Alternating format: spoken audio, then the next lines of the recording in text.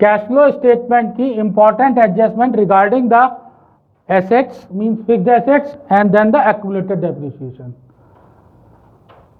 ये यहाँ पर आपके लिए छोटा सा पोर्शन रखा है, कह सकते हो कि abstract of balance sheet, current year and previous year, ऐसे ही फॉर्मेट में क्वेश्चन गिवन होता है।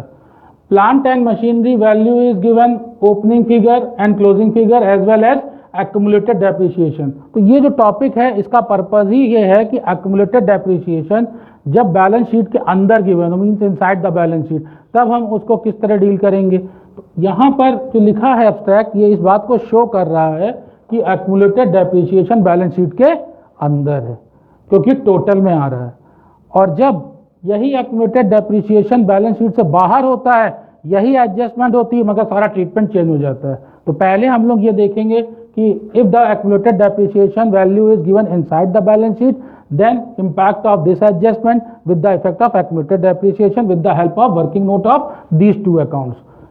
अब सर 2 ही अकाउंट्स क्यों बनाएंगे हम 3 क्यों नहीं बना रहे हैं, 4 क्यों नहीं बना रहे हैं, ये सब डिपेंड करता है हमारे एडजस्टमेंट की इंफॉर्मेशन के ऊपर कि क्या चाह रहा है। अभी जो हमारे पास इंफॉर्मेशन है वो फिक्स्ड एसेट से रिलेटेड है। क्या है एडजस्टमेंट? एडजस्टमेंट है अ पीस ऑफ मशीनरी। तो इससे पता चल जाता है कि ये मशीनरी से रिगार्डिंग इंफॉर्मेशन है, इस वजह से हमको एक मशीनरी का लेजर ओपन करना होगा। जैसे आप यहाँ देख रहे हैं मैंने ऑलरेडी फिक्स्ड एसेट में मशीनरी का एक लेजर का फॉर्मेट ओपन कर रखा है। Sold for 8,000 during the year, its original cost was 20,000 and depreciation 15,000 has been provided किया जा चुका है। इंग्लिश की बात नहीं, मगर इस बात को समझें कि इसके ऊपर इतना डेप्रिसिएशन अभी तक किया जा चुका है। एग्जैक्टली पोजीशन क्या हुई होगी जब इसको परचेज किया गया, क्लियर हो जाए कॉन्सेप्ट। वो था ₹20,000 जो कि यहाँ पॉइंट्स हमको दिख रहा है। This is the historical cost, पहले जब भी लिया गया हो। उसके बाद ईयर वाइज हम डेप्रिसिएशन इसके ऊपर चार्ज करते रहे, मीन प्रोविजन फॉर डेप्रिसिएशन कह सकते हैं या फिर एक्यूमुलेटेड।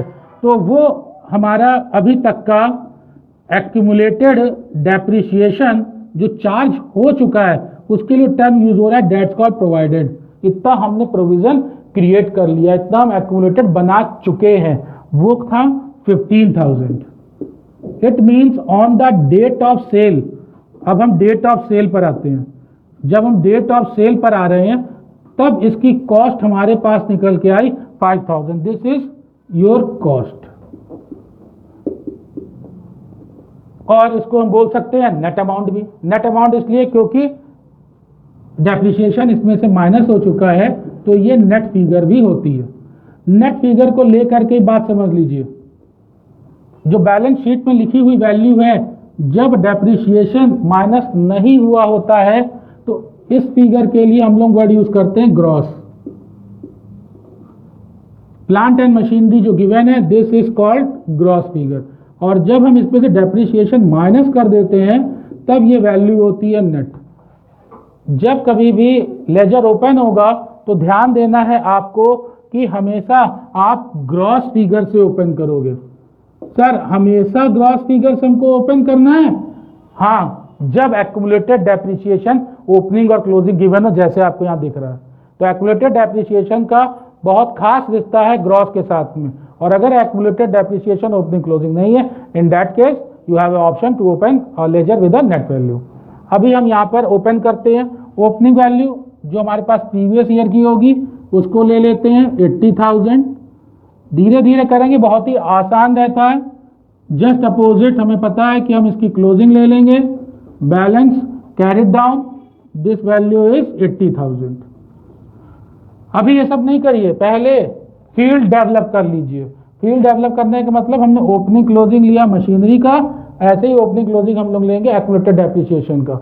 मशीनरी के जस्ट अपोजिट क्योंकि लायबिलिटीज नेचर के लिए होगा, इसकी ओपनिंग फिगर हमारे पास गिवन है क्वेश्चन में 40,000, उधर आपको ब्रैकेट में दिख रही होगी 40, और क्लोजिंग फिगर हो गई बैलेंस कैरिड डाउन 38,000। अब हम लोग इस इंफॉर्मेशन को इसके ऊपर फिट करते हैं। A piece of machinery sold 8,000, आपने मशीनरी को 8,000 में सेल कर दिया। तो पहले ये तो पता हो कि करंट डेट पे हमारे पास उसकी कॉस्ट कितनी है कि 8,000 सेल किया, ये ऑलरेडी वर्किंग नोट में आपको सॉल्व कर दिया। On the date of sale हम पहले ही निकाल चुके हैं 5000, तो 5000 का आइटम आप सेल कर रहे हो 8000 में, तो इसमें बिना किसी वर्किंग नोट के आप इतना तो समझ ही गए हो कि इस कंडीशन में 3000 का प्रॉफिट हो रहा है। 5 का आइटम आपने 8 में सेल किया, 3000 का प्रॉफिट हो गया। इस 3000 प्रॉफिट का भी ट्रीटमेंट करना होगा। देखते हैं, सबसे पहले a piece of machinery was sold 8000, आपने सेल कर दिया। सेल करेंगे, कंपनी का केस है, सजेस्ट करूंगा कैश ना यूज करके बैंक यूज करिएगा। तो बैंक अकाउंट आपने सेल कर दिया, वैल्यू आपकी आ गई 8000। इसी ट्रांजैक्शन को सेल करते समय प्रॉफिट हुआ, प्रॉफिट होगा तो आप इसको शो करोगे डेबिट साइड, मेंशन करना होगा profit on sale of assets जो भी है, तो ये है प्लांट एंड मशीनरी, सेल कर दिया, इसमें प्रॉफिट आ गया 3000। कई बार स्टूडेंट्स को रहता है कि why profit shown on the debit side, why not on the credit side. तो एक जरा सा सिंपल सा ट्रिक का मैटर है, जब भी आप वर्ड यूज करते हो तो क्या बोलते हो, प्रॉफिट एंड लॉस। कभी आपने ऐसे प्रैक्टिस नहीं करी होगी लॉस एंड प्रॉफिट, तो बस इतना ही ध्यान रखना, प्रॉफिट एंड लॉस। अगर प्रॉफिट आ रहा है तो पहले प्रॉफिट आ रहा है तो प्रॉफिट आप डेबिट में शो करिएगा, और एंड लॉस, लॉस अगर आए तो उसको आप क्रेडिट में शो करिएगा। बस ये सिंपल ट्रिक है, इसके अलावा इसमें ऐसा कोई खास नहीं है। और अगर आप रूल के अकॉर्डिंग जानना चाहते हो तो फिर जर्नल का रूल आप यहाँ पर लगाओगे, फिर लेजर में उसको कन्वर्ट करोगे एक्सपेंसेस और इनकम के तरीके से। All expenses and losses are debited, all incomes and gains are credited, और लेजर में रिवर्स हो जाता है, इस वजह से इसको डेबिट किया गया। तो रूल अगर पता होता तो फिर आपको टफ ही नहीं लगता। तो यहाँ पर प्रॉफिट हुआ, आपने इसको डेबिट में शो कर दिया। अब इसके टिपिकल पोर्शन पे आते हैं, ये है typical. It's original cost 20,000। Sir ये 20,000 की क्या हम लोग एंट्री नहीं करेंगे? पूरा इंपैक्ट होगा 20,000 का। कैसे होगा? And depreciation on 15,000 has been provided. Starting यहां से करेंगे जो हमने प्रोवाइड कर रखा है। ये हमने कहाँ प्रोवाइड किया होगा डेप्रिसिएशन? इसके लिए प्रोविजन फॉर डेप्रिसिएशन अकाउंट हमने बना रखा है, हमें कोई इंफॉर्मेशन में दिया गया। सर प्रोविजन नहीं है, एक्युमुलेटेड है, नाम एक ही होता है। तो एक्युमुलेटेड डेप्रिसिएशन यहाँ पर दे रखा है। एक्युमुलेटेड डेप्रिसिएशन में आपने प्रोविजन कर रखा था, इसका मतलब जो 40,000 इनिशियल आपको दे रखा है उसी के अंदर 20,000 ऑलरेडी इंक्लूडेड है। जो पोर्शन सेल हो रहा है वो इसी के अंदर इंक्लूडेड है, तभी इसमें प्रोवाइडेड है। तो जब ये सेल किया जा रहा है तो 20,000 आपको इसमें से अलग करना पड़ेगा। तो अलग करने के लिए आप इधर की तरफ एंट्री करोगे डेबिट में। इस नेम से मींस मशीनरी जो कि एसेट्स है, plant and machinery account, how much value 15,000। ये अब आपका एक इंपॉर्टेंट पोर्शन हो गया। जब यहां से आप इसको अलग कर रहे हो तो ट्रांसफर करके वैल्यू ले भी जानी होती है। कहाँ? उस एसेट्स में। यहाँ प्लांट एंड मशीनरी तो यहाँ ले जाएंगे और इस जगह पर आप मेंशन करोगे एक्युमुलेटेड डेप्रिसिएशन, क्योंकि एक्युमुलेटेड डेप्रिसिएशन अकाउंट से ला रहे हैं वैल्यू। This is 15,000। अब अगर इंपैक्ट देखो 20,000 का आ गया कि नहीं आ गया? नहीं सर। अरे कैसे नहीं, ये देखिए 20,000 का इंपैक्ट। सर ये तो 23,000 हो रहा है, 20,000 का इंपैक्ट कैसे आया? अरे 23 ये और 3,000 प्रॉफिट इधर, इसका इफेक्ट खत्म किया कि नहीं किया? तो 20,000 का इंपैक्ट आ गया। तो तरीका आपको ध्यान देना है कि अगर ऐसा क्वेश्चन गिवन हो एक्युमुलेटेड डेप्रिसिएशन का, तो हमेशा उस डेप्रिसिएशन के पोर्शन को अलग करना है, मींस इधर से क्रेडिट साइड लेकर के जाना है। ये इंपॉर्टेंट है। सर कब जाएगा? जब सेल होगा, क्योंकि ऑलरेडी इसके अंदर ये चीजें इंक्लूडेड थी। अब फिर से आप देख लें, a piece of machinery sold 8,000 की एंट्री हो गई। During the year its original value 20,000, impact 20,000 का हो गया, डेप्रिसिएशन चार्ज 15,000, सारी चीजें हो गई। अब आपको इसको सिर्फ बैलेंस करना है। तो बैलेंस करते समय एक्युमुलेटेड डेप्रिसिएशन को आप बैलेंस करोगे, तो बैलेंस करने पर ये फिगर आएगी, इसको आप ले जाओगे statement of profit and loss, statement of P&L, इसकी बैलेंसिंग फिगर। और ये बैलेंसिंग फिगर 13,000 जब आप ऑपरेटिंग एक्टिविटीज करोगे वहां पर इसका सेकेंड इफेक्ट देना पड़ेगा। तो सर क्या ये हमेशा बैलेंसिंग फिगर क्रेडिट ही साइड आएगी?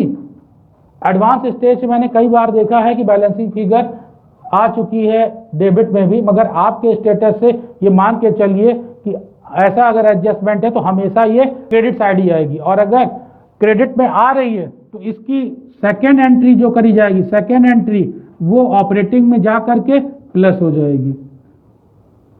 यहां से आपने एक्यूमुलेटेड डेप्रिसिएशन किया और इसको ऑपरेटिंग में ले जाके प्लस कर देंगे। इसी के साथ में ध्यान देने वाला फैक्टर, यह एडजस्टमेंट जब कंप्लीट हो जाए तो आप प्लांट एंड मशीनरी का भी बैलेंस कर लेंगे। और प्लांट एंड मशीनरी के बैलेंस करने पर, ये मैंने यहाँ गलत लिख दिया था, क्लोजिंग 1 लाख है।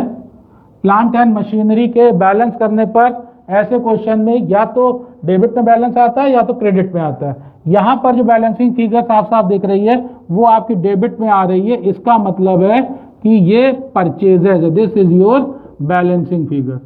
इतना आपने परचेज किया, अगर परचेज है तो इसको आप लेकर के जाओगे इन्वेस्टिंग एक्टिविटीज में। ये वैलिड पर्पस तो हमारा नहीं है कि हम लोग किस एक्टिविटीज में लेकर के जा रहे हैं, मगर क्योंकि एडजस्टमेंट का पार्ट था तो ये इन्वेस्टिंग का पार्ट है। तो सर जब भी ऐसी इंफॉर्मेशन होगी तो बैलेंसिंग फिगर डेबिट में ही आएगी? नहीं, अगर डेबिट में आएगी तो वो परचेजेस की तरह डील होगा और इन्वेस्टिंग में जाकर के उसका इम्पैक्ट आउटगोइंग कैश हो जाएगा। और हो सकता है कि बैलेंसिंग फिगर आपकी क्रेडिट साइड भी आ जाए, तो अगर क्रेडिट में आ जाएगी it will treated as a additional sales. अब हम लोग सेम इसी क्वेश्चन पे एक्यूमुलेटेड डेप्रिसिएशन का अकाउंट ना लेते हुए करेंगे। ना लेने का मतलब बैलेंस शीट में एक्यूमुलेटेड डेप्रिसिएशन गिवन नहीं होगा, मींस इसको हटा रहे हैं, बैलेंस शीट में इस तरीके से इंफॉर्मेशन गिवन होगी। तो अगर सिर्फ इंफॉर्मेशन एसेट्स की गिवन हो, फिक्स्ड एसेट्स जैसे आप प्लांट एंड मशीनरी है, तो वो फिगर आपकी ग्रॉस कभी नहीं होती, वो हमेशा नेट होती है। तो इस कंडीशन में 2 लेजर नहीं बनेंगे, जैसे अभी आपने पहले देखा था कि 2 लेजर थे।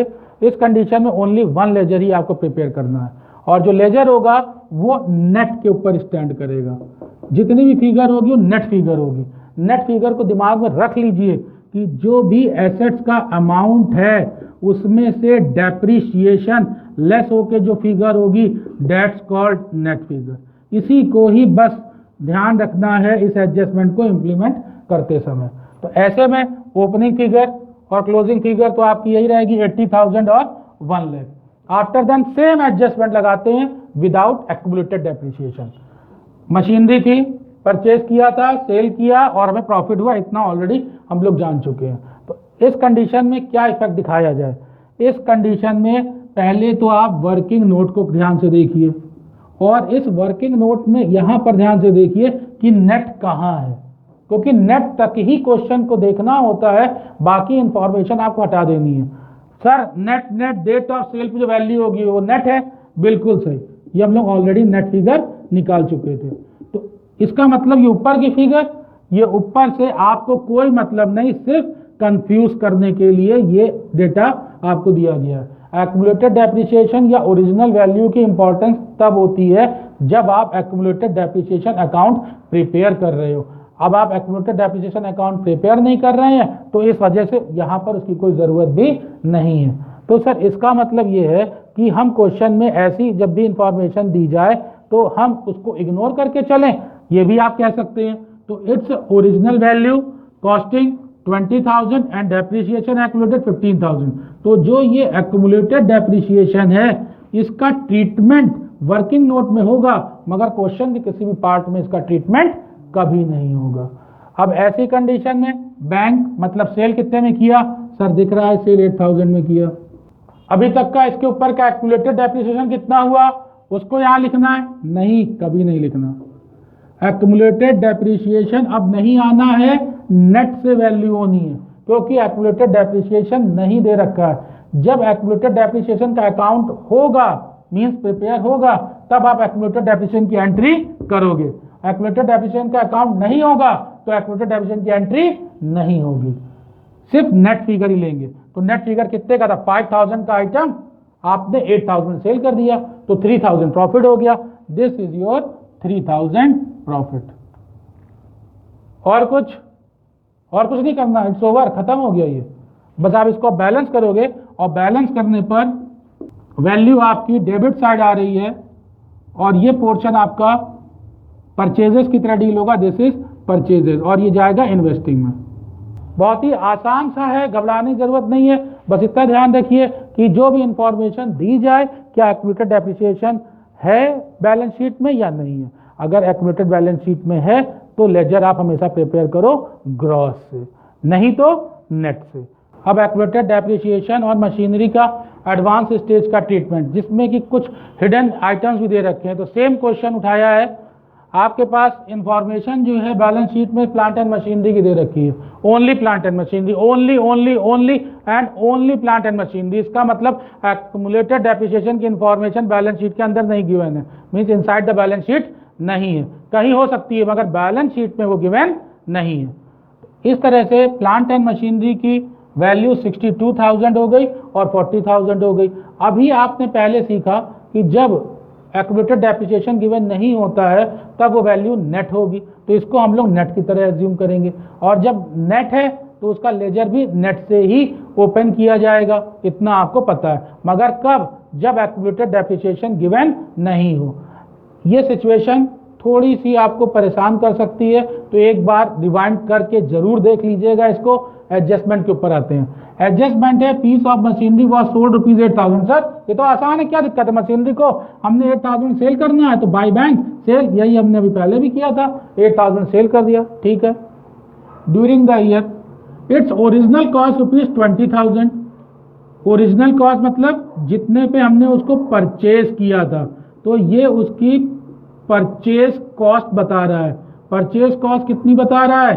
20,000, ठीक है। और हमने इसको सेल कर दिया है, सेलिंग प्राइस वो कितने पर है?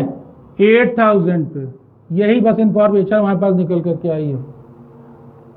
ये कॉस्ट हिस्टोरिकल कॉस्ट है, ये हिस्टोरिकल कॉस्ट है। आज की डेट की हमको कॉस्ट ही नहीं पता। आज की डेट की कॉस्ट के लिए जरूरी है कि इसमें से इसके पोर्शन का डेप्रिसिएशन डिडक्ट किया जाए, इंपॉर्टेंट है। अब इसको ध्यान से देखिए कि आज की डेट तक का डेप्रिसिएशन हम फाइंड कैसे करेंगे, इसी में ही इंफॉर्मेशन गिवन होती है। And depreciation 13,000 of current year. यहाँ पर जो करंट ईयर की बात कह रहा है एडजस्टमेंट, ये इस एसेट्स का करंट ईयर का डेप्रिसिएशन है। अभी तक का जो प्रीवियस तक का सारा डेप्रिसिएशन था ये उसकी इंफॉर्मेशन नहीं दे रहा है। तो जब हम करंट ईयर का डेप्रिसिएशन लेंगे तो उसका हमको ट्रीटमेंट करना पड़ेगा। साथ में इसमें ये दो इंफॉर्मेशन और दे रखी हैं। अगर ये दो इंफॉर्मेशन नहीं गिवन होती तो इसका ट्रीटमेंट चौथे तरीके से होता। 4 मेथड्स हैं इसको ट्रीट करने के लिए एक्यूमुलेटेड डेप्रिसिएशन को। यहाँ पर opening and closing balance adjustment पे गिवन है। सबसे पहले जब किया था तो opening and closing balance of accumulated depreciation was given inside the balance sheet. अभी ये क्या गिवन है? एडजस्टमेंट पे गिवन है। तो अगर एडजस्टमेंट पे गिवन है तब उसका क्या इफेक्ट होगा? ध्यान रखिए, ओपनिंग क्लोजिंग अगर मिल जाए, चाहे एडजस्टमेंट पे मिले, आपको लेजर इसका ओपन करना ही करना है। तो लेजर ओपन करने के लिए ओपनिंग फिगर कितनी है? 40,000। क्लोजिंग फिगर कितनी है? 38,000। साथ में एसेट्स को ओपन करेंगे। सर एसेट्स में तो अलग वैल्यू लिखी हुई है।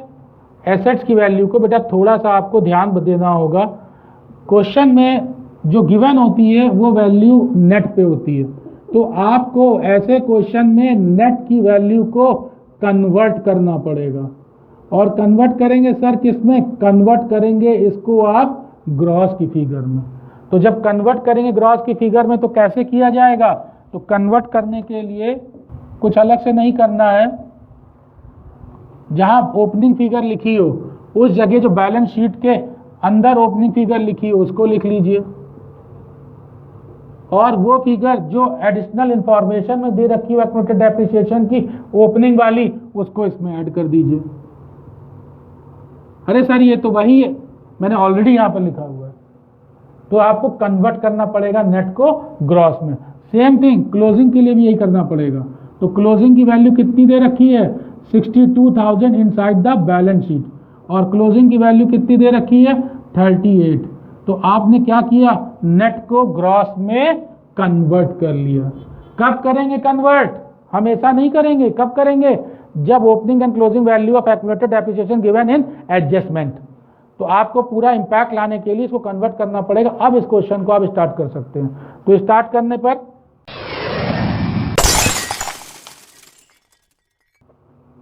सबसे पहले एक्यूमुलेटेड डेप्रिसिएशन में शुरू करते हैं। हल्का सा टफ है, थोड़ा सा मैं चाहूंगा कि ध्यान दीजिए यहां लिखा है डेप्रिसिएशन 13,000 ऑफ करंट ईयर का डेप्रिसिएशन है, झटके से कूद करके यहां आपको एंट्री नहीं करनी है, क्योंकि डेप्रिसिएशन का जितना भी अब ट्रीटमेंट है वो सारा ट्रीटमेंट एक्यूमुलेटेड डेप्रिसिएशन में ही होगा, चाहे वो करंट ईयर का हो चाहे वो प्रीवियस ईयर का हो, सारा इंपैक्ट एक्यूमुलेटेड डेप्रिसिएशन में ही होगा। तो जो करंट ईयर डेप्रिसिएशन है आपको ये इंफॉर्मेशन यहां लिखनी है, बाय स्टेटमेंट ऑफ P&L। ये कौन सी फिगर होती है? ये करंट ईयर की होती है। ये फिगर आपकी निकल के I how much? 13,000। So in this case current year depreciation value is given and you will find value of provision. कैसे? ये देखिए, ये हुआ वैल्यू 53,000, बैलेंसिंग निकालते हैं 53,000, तो इस पे बैलेंसिंग फिगर निकल के आएगी how much? 15,000। This is your balancing figure, और इसको आप ट्रांसफर कर दोगे प्लांट एंड मशीनरी में, this is your balancing figure. जब ये इंफॉर्मेशन गिवन होती है प्रोविजन वाली, तो बैलेंसिंग P&L जाने वाली वैल्यू निकलती है, और जब P&L की वैल्यू गिवन होती है तो ये वैल्यू बैलेंसिंग फिगर निकलती है। तो स्टेप वाइज इसलिए कराया कि पहले आपको एक सीरीज में लेकर सीधे चले, अब रिवर्स मोड में लेकर के चल रहे हैं। जब तक आप स्ट्रेट फॉरवर्ड चीजों को नहीं सीखो कहाँ क्या क्या वैल्यू है, तो रिवर्स मोड आपको नहीं आएगा। एग्जामिनेशन में ये पूछते हैं, रिवर्स मोड में गिवन ये होता है, ये फाइंड करना होता है। जब ये फाइंड करना होता है then this value is transfer over here, और अब यहाँ पर लिखोगे एक्यूमुलेटेड डेप्रिसिएशन वैल्यू 15,000।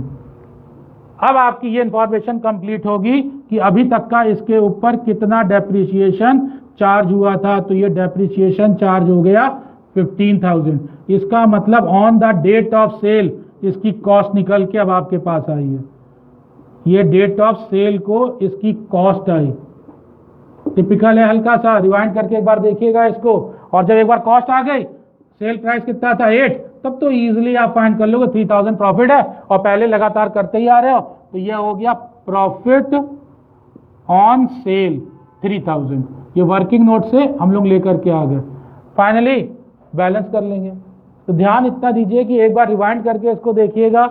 इस तरह के क्वेश्चन में करंट ईयर डेप्रिसिएशन गिवन होता है, current year depreciation accumulated depreciation के क्रेडिट पार्ट में दिखाया जाएगा, और जो डेबिट का होता है ये हमेशा प्रीवियस ईयर का इम्पैक्ट है। जितना भी अभी तक आपने एक जगह इकट्ठा किया है, हर साल का इकट्ठा करते चले जा रहे हो, इसलिए इसका नाम एक्यूमुलेटेड होता है।